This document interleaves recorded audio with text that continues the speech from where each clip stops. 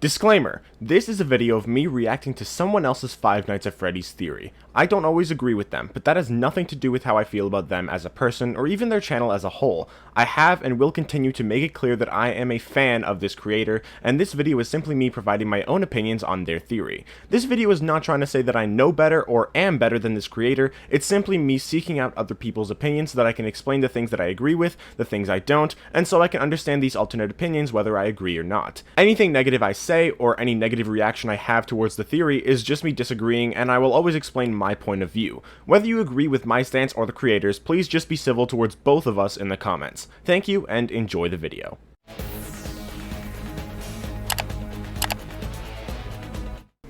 Take a look at this footage from FNAF 2. Seems normal enough, right? But what if I told you that the Mimic is in this video? No, I'm not lying to you. And no, I've not doctored the footage either. The Mimic is here. They have been here since the very beginning. Give up? Well, if you look very closely, you'll find that the Mimic is this guy right here.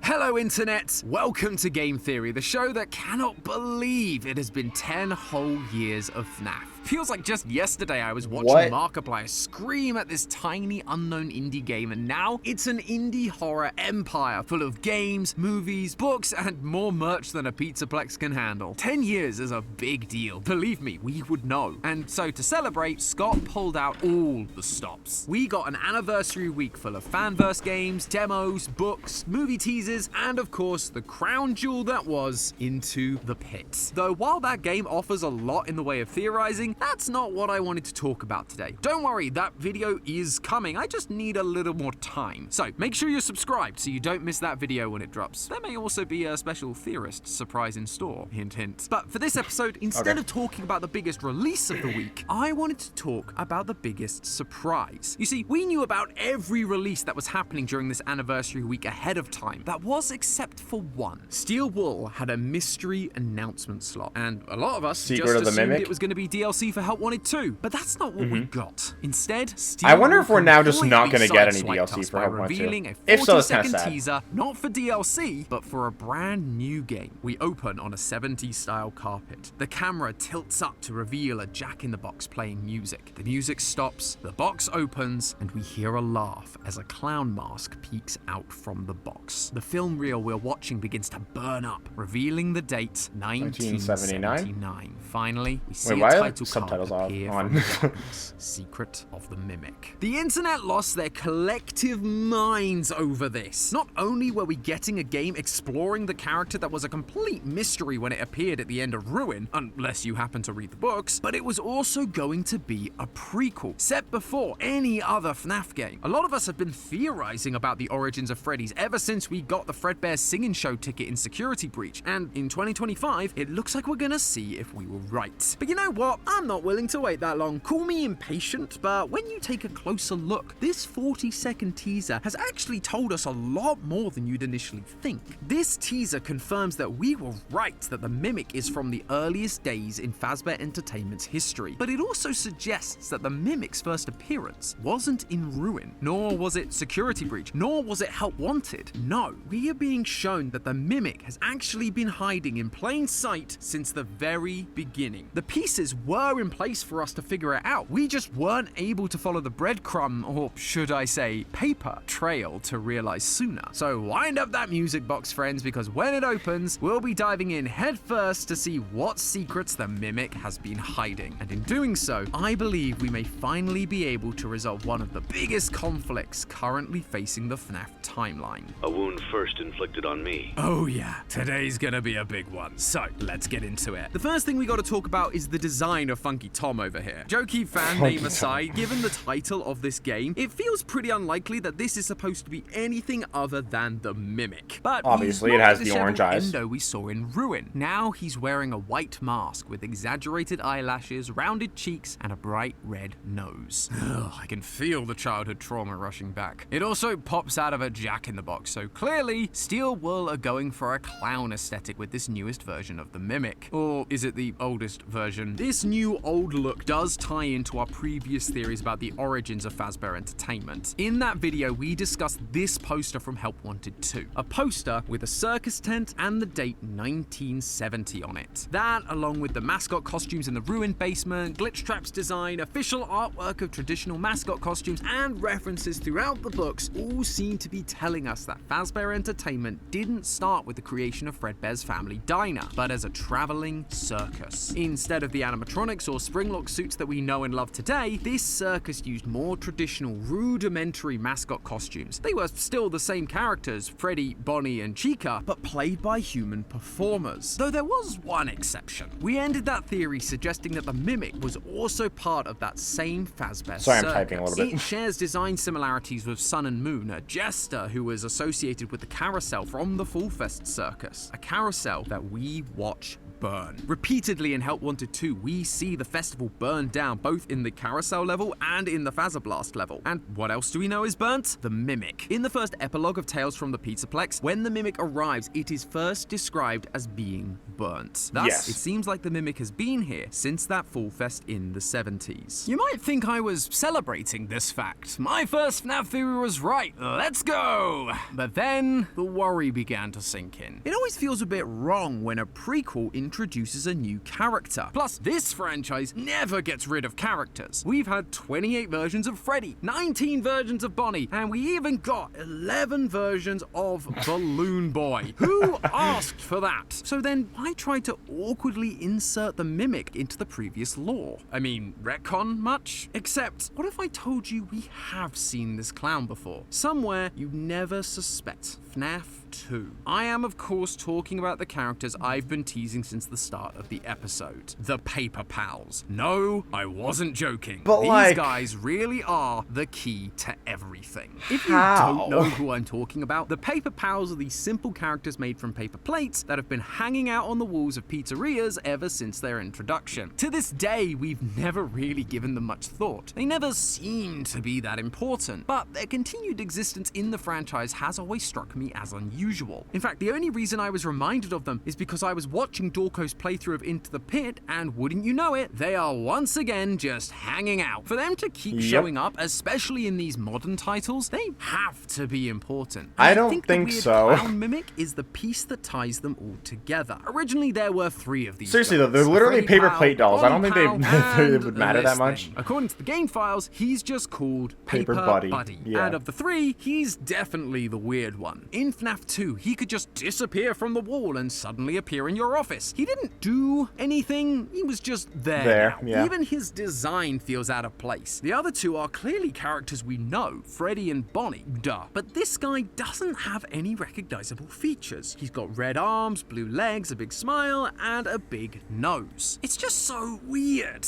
In a series full of animal characters, why have this generic humanoid-looking thing? Naturally, the only logical explanation we had at the time was that this had to be Balloon Boy. He was one of the few humanoid characters we knew about by FNAF 2, and he wears a red and blue outfit. But now that I'm looking back, I'm not so sure anymore. For Bonnie and Freddy, we aren't just relying on the colors to show us who they are. They have extra design details that connect them to their iconic characters. Bow ties, hats, ears, that sort of thing. If this paper buddy was supposed to be Balloon Boy, why not give him some of his iconic attire? Like the propeller hat, or the sign, or, you know, a balloon, the thing he is literally known for. What this therefore implies to me is that Paper Buddy is actually supposed to be someone else. Someone with a much I think he kind of just design. exists. The answer of who becomes extremely obvious when you take a look at their appearance in FNAF World. That's right, not only were these guys considered important enough to be playable characters I know exactly in what one he's of the gonna say. weirdest entries in this series, but Scott He has a also red used nose it now. to give us a vital clue about who this guy was supposed to be. And it's all because of one teeny tiny design change. We've gone over Paper Buddy's design already. He has a red nose now. arms, blue legs, buttons, big smile, happy eyes, big nose. All of that is the same in FNAF World, except for his nose. It's still as big as before and it's in the same place, but the color is now different. It's been changed to red. And a red nose means one thing: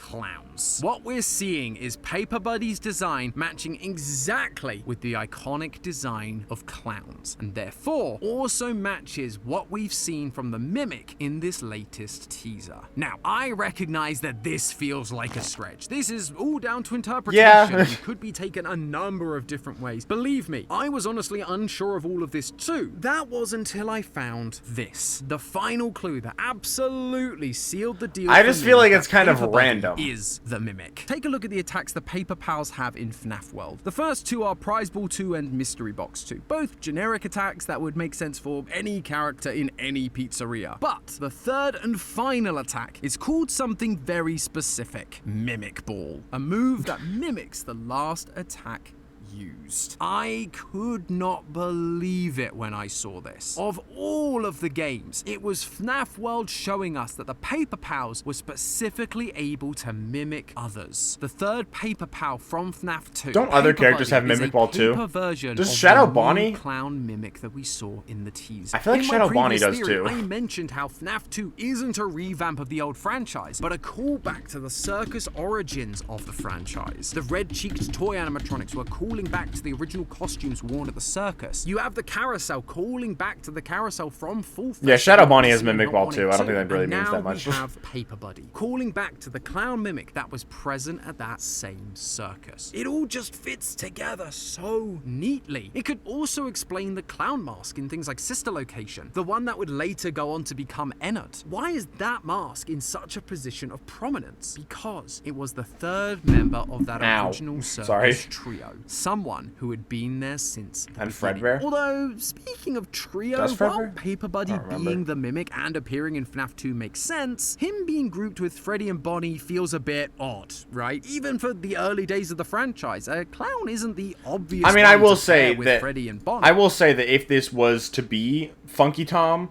the fact that it's Freddy and Bonnie does kind of make sense because it's Fredbear and Spring Bonnie at the time.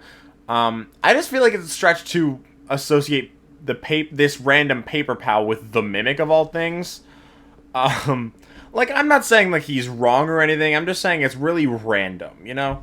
Chica I'd have understood, maybe even Foxy, but this guy is just so random. If you've followed us for a while, you'll know that we are obsessed with these kinds of details. The grouping of animatronics through merchandise or decor can often tell us a lot about the history of the franchise. We felt like Foxy had to come later because he had a separate stage to the other three. It felt like Chica wasn't originally part of the group either because she had her own Party World spin-off during Sister Location. And in Ruin, we Yeah, which figured is out after that Sun FNAF and 1, Moon so came it much doesn't really earlier mean because anything. they were getting collectibles alongside OG characters, while newcomers like Roxy and Monty weren't. So placing the Mimic Clown alongside Freddy and Bonnie, Wait, what? like Roxy and Monty, Didn't Roxy and Monty have plushies too, though? weren't. So placing the Mimic Clown alongside Freddy and Bonnie has to imply there's a special connection between the three. So why make the Mimic the awkward third wheel alongside this famous duo? Well, it turns out the rule of threes isn't just an important literary technique. It was also super important for performances at the circus, particularly when it comes to clowns. In a traditional circus, you would have three major clown archetypes: the Auguste Clown, the White-Faced Clown, and the Contra Auguste Clown. We spoke about the Auguste Clown in our previous theory. These clowns were the ones with red cheeks that were designed to appear silly and make children laugh. Often they were portrayed as an intelligent but lower class clown, the laborer, the one who would do a job, often badly, which led to them getting a pie in the face or falling off a ladder, you know, the typical slapstick stuff. The white-faced clowns, on the other hand, are supposed to be more serious and bossy. They were of a higher status, and so they would be responsible for assigning the tasks to the Auguste Clown and would often become frustrated at their failed results. Finally, you have the Contra Auguste Clown, who was the middle ground. Still lower class than the white-faced clown, but not to the same degree as the Auguste Clown. And looking into clown literature, which, yes, is a thing that I read, the Contra Auguste's role was to do one thing: mimic the white-faced clown. No, I'm not making that up. It was right there on the page in front of me. What we now have are three distinct characters: a serious mysterious boss clown, a smart worker clown, and a mimicking clown. Now, look at who we have at the start of Freddy's. While we don't know a whole lot about the specifics of this Fazbear Circus, we do know one thing. Henry and William were actively performing during the early days of the franchise. One as a with bear Fred and one Spring as a Bonnie, rabbit. Fred Bear and Spring Bonnie. Or at the William time, was Freddy the and Bonnie, businessman, pretty the much. serious one, the guy who was trying to make Fazbear a success, the white-faced clown. Then there's Henry, the intelligent laborer who was building the animatronics, the August clown. And now we have a third, Paper Buddy, the Mimic, a clown animatronic that has been there since the early days of the franchise, now mimicking the past actions of the white-faced clown, William Afton, making them the Contra August in this trio. 3 clowns, 3 performers, 3 paper pals that have been there since the start.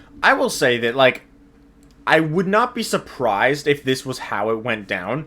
I just think it's, like, a really random thing to note. It doesn't mean he's wrong, though. Like, I think that, like, this is actually, like, a decent idea. It's just really random to even come to this conclusion. Again, that doesn't mean he's wrong or anything. It just means it's really random. The fact that the way that he keeps saying it, though, that Paper Buddy is the Mimic. Obviously he's not. I could see that being the case, though, like, with not him being the Mimic, but, like, him, like, those 3 paper pals being basically, like, an homage to the origins of Fazbear Entertainment, kind of. I just don't know if it would really have been planned back then, because it's kind of, you know, FNAF 2. So I don't know if it would be, like, intentional. Like, it could just be used now to like, as an idea to explain it, I guess. But, like, it's definitely, like, a decent idea. It's interesting, but it's just really random.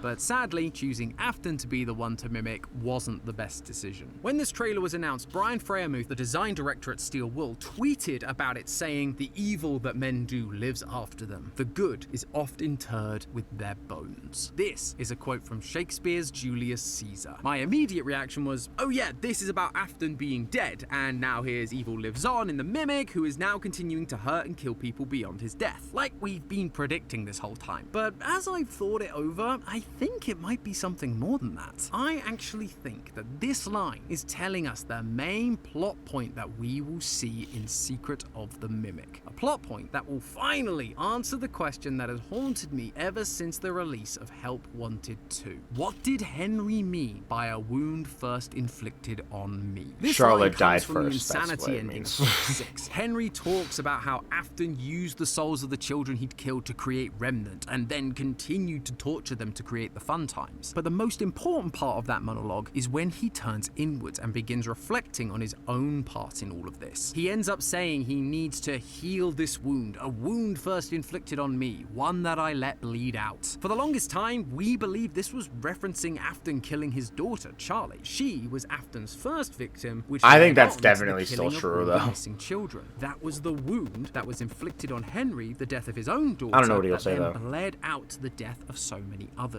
But then Help Wanted 2 came out, and it flipped that entire idea on its head. In that game, we had to light 6 gravestones in a specific order to receive the secret Bonnie mask. Each grave had a different puppet next to it, each referencing one of the 6 main animatronics: Freddy, Bonnie, Chica, Foxy, Golden Freddy, and the puppet. The 5 missing children. That could very well just Charlie. not be the However, order, Charlie though. isn't the first grave you light. She's actually the last one, heavily implying that Charlie was the last to be killed. Honestly, I highly don't doubt hate that. it from a lore standpoint. There's a decent amount of evidence that can line up with it, but by suggesting that, it threw into question that line of a wound first inflicted on me being about Charlie's death. Instead, there had to be an earlier incident that wounded Henry that would metaphorically bleed out, leading to the missing children's incident and the death of Charlie. So, what do I think this event is? Well, it all comes back to that Shakespeare quote. The line that Brian tweeted is delivered by the character Mark Antony at Caesar's funeral. Caesar was murdered by the character. It's really hard to Brutus. commentate However, on Antony to isn't give able commentary to on directly these accuse parts. him publicly. So instead, he tactfully talks around the issue, calling Brutus an honorable man. This dynamic between Antony and Brutus, I suspect, is meant to be a reflection of Henry and Afton. Brutus was able to get close to Caesar because Caesar loved him, which is similar to the tactic used by Afton throughout this series. Put on the Spring Bonnie costume, a character that the children loved and use it to lure them into a back room and kill them. For this quote to be used to promote the prequel game from 1979, it's telling us that Afton was abusing the love of this character way before the missing children's incident. And this early murder at the hands of Afton is what I believe we will be seeing in Secret of the Mimic. Maybe it will even be revealed as Afton's first. It's unclear if the person Afton kills will be a major character like Caesar is in the play, or whether it's just another kid, with the importance more being how early it is in the timeline. We only have a 40-second trailer after all. Much more is going to be revealed as time goes on. But what is important is if William is Brutus, Henry must be Antony, and that means he knew William committed the murder. That murder is going to be the wound inflicted on Henry, on the Fazbear business, on their friendship. That murder could have destroyed everything they built. But as we know, it didn't. I feel like that doesn't make that much sense. Again, because just like Antony, Henry isn't going to accuse him directly. Maybe he was concerned for his business's survival. Maybe he was concerned about providing for his new daughter, Charlie. Maybe he just wanted to believe his friend could change. But whatever his reasoning, despite the wound Afton caused him, he never came out and admitted what he knew. He just allowed it to keep going, allowed Afton to keep killing. That's not really a wound inflicted on Henry, though, because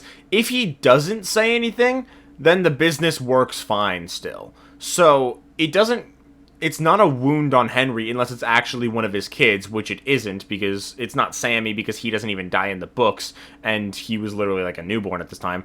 And Charlotte obviously dies later on. So it's not really a wound inflicted on Henry, so that doesn't really make sense to me. I still think that it makes more sense for the wound to literally just be Charlotte dying, because in the book she died in 1982, was pronounced dead in 1983, and she was the first victim. In the games, it said that she was a wound that there was a wound first inflicted on Henry that then bled out into everything else, indicating that his daughter died first, and then Afton killed the missing kids after that, probably because of that too. So I think it just makes more sense that the wound is referring to Charlotte dying.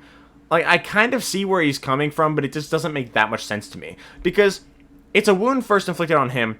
That indicates much more that it is the order that it's referring to, that Charlotte was the one to die first. Just because there is an order in Help 1 and 2 doesn't mean that that's the order that the kids died in. Like, because there's nothing actually indicating that it is the order the kids died in. It really doesn't have to be. It can just be something else, or it could just be a random order. It doesn't really matter. English philosopher John Stuart Mill once said, "A person may cause evil to others, not only by his actions, but by his inaction. And in either case, he is justly accountable to them for the injury." That is why he feels so guilty in the insanity speech, because he knows that his inaction in that moment from the circus led to the creation of not one, not two, but three monsters. William, the yellow rabbit that would go on to kill so many children, the clown that was designed to mimic Afton, now carrying on his horrible legacy, and himself, the man who stood by and let the first murder happen. That's still not really a wound on him, though. So many others, including his own daughter. I guess at the end of the day, they really were the perfect trio. But hey, I think we can all agree that we've got a lot to look forward to with FNAF. So many new games were demoed or teased during the anniversary, plus we've still got a bunch of new books and a second movie coming, which means it's gonna cost a pretty penny to keep up with this stuff. Thankfully though, the sponsor of today's video that is the end of that theory. It's like, I get it. It's like the paper pal connection is interesting, but the wound thing, that doesn't really make sense to me. But yeah. Overall, I think it was an interesting theory, not like an amazing one, but like not a bad one either. I can definitely see where he's coming from.